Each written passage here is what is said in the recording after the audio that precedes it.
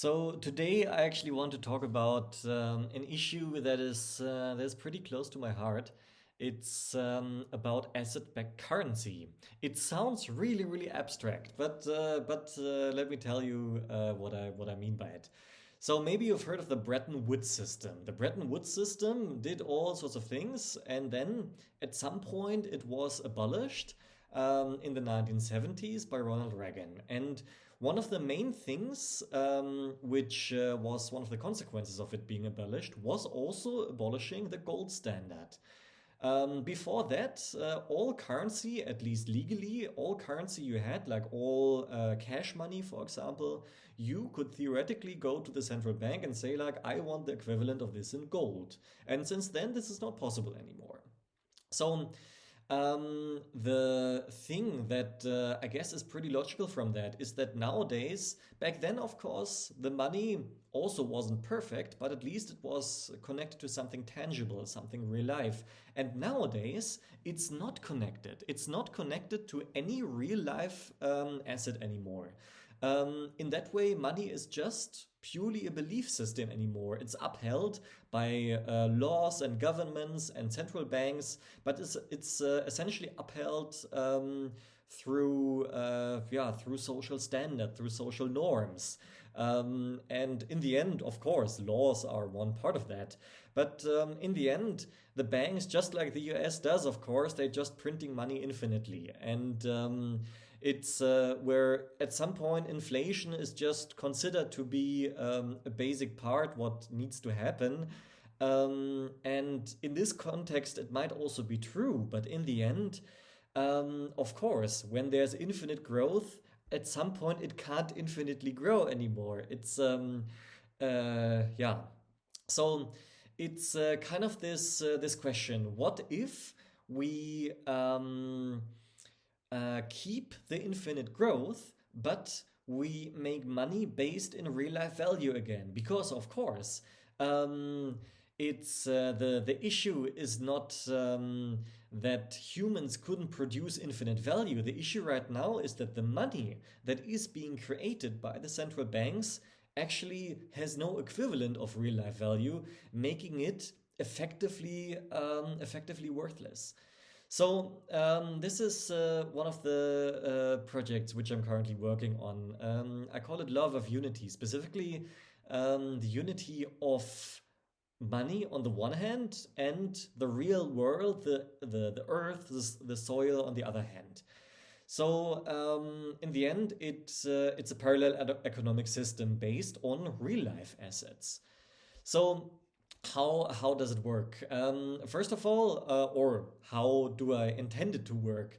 First of all, that there would be some sort of app, just like very easily accessible on the smartphone, and then someone assuming that they have some sort of item of value.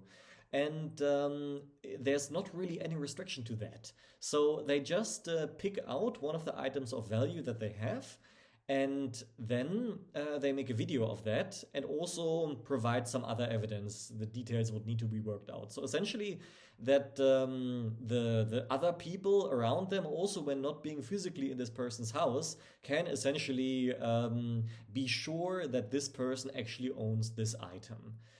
And then by adding this item to this app and registering it in this app, um, it is stored in the app as a collateral. So then, in the next step, they are actually quote unquote applying for a loan at themselves. So, of course, they're not applying for a loan for real life money, as in euros or dollars or whatever, but instead, it's just this theoretical act of applying for a loan on the asset, on the item which they've put into the app.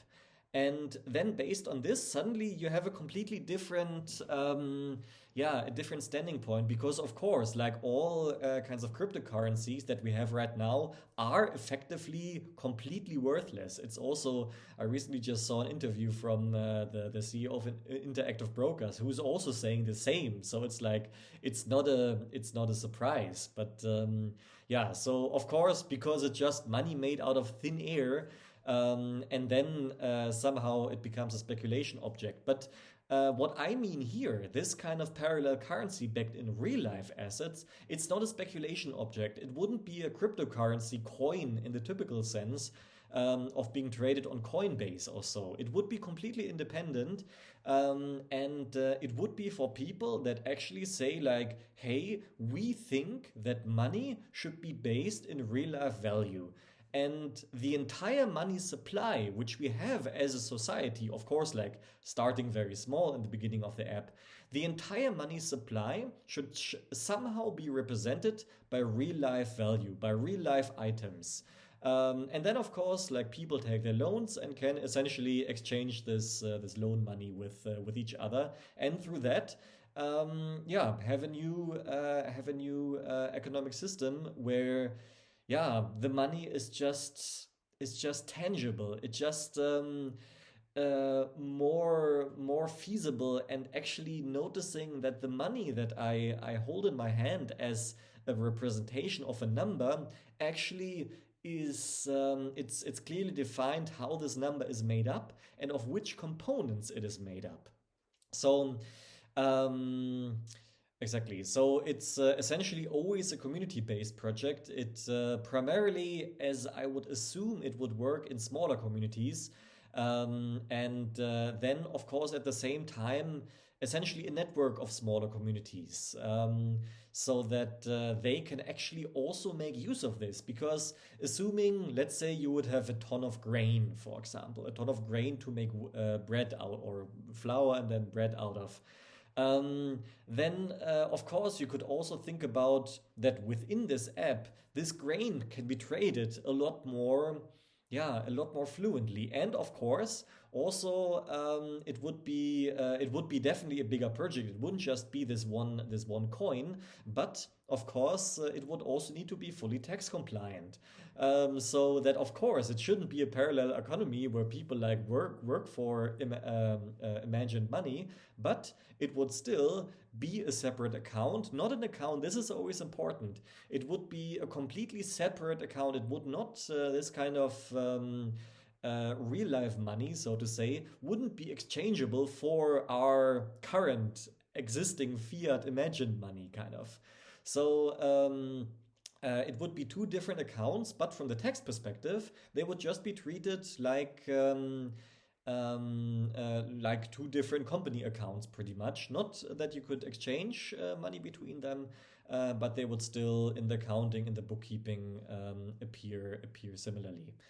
And then the question is, of course, also about the unit, like the unit of value, because as mentioned, the point is very much to not have a super huge disruption from the existing economic system, but instead to slowly transition into it. Which, of course, also means that the stability of currencies we have nowadays is very much good. It's very much a desirable thing for a currency to be. Yeah, to be stable. This is why, of course, these estimations of value would still happen in the local currency, like, for example, in Germany, would be euros then. But then, of course, when you want to trade across, yeah, across countries, across borders, then you will also need to have a more convenient way of measuring, yeah, the value of money in a separate meta currency, so to say. And this one already exists. It's called special depository. Wait. Um, um, Special drawing rights, not the depository receipts, special drawing rights. So it's something from the International Monetary Fund, and it's one sort of which is like a currency. It has exchange rates with all currency. It's not actually traded, but that wouldn't really matter. It would just be the unit. We don't care about actually trading this. We would just claim the name pretty much. And yeah, so this is the core idea of this real life money, to actually bring back money into the real world and to make sure that we don't want to get rid of money completely. Money is still very much a useful thing to exchange value, but the way how money is working right now, it's really not. Yeah, and it sounds so stereotypical. It's not sustainable. Um, And in the sense of not even immediately regarding the climate or whatever, it's just not something that people will continue having trust in. So of course, the governments will always try to keep the this kind of imagined money as like feeling as real as possible. But I believe in the end, yeah, it's just common knowledge. It will just be common knowledge that this money isn't actually worth so much. And of course, people still cling to this belief that it is. But in the end, yeah, I very much believe that we need certain initiatives to transition out of this and to yeah, in that way reform this the entire money system, but yeah, not do that in a revolutionary way. As mentioned, it's not a revolutionary. It's not supposed to be. It's just the logical consequence of where it will strive towards anyway. So, yeah, thank you for watching. This was a little presentation of Love of Unity, the unity of money and soil. And then, yeah, thank you for watching, and we see each other around.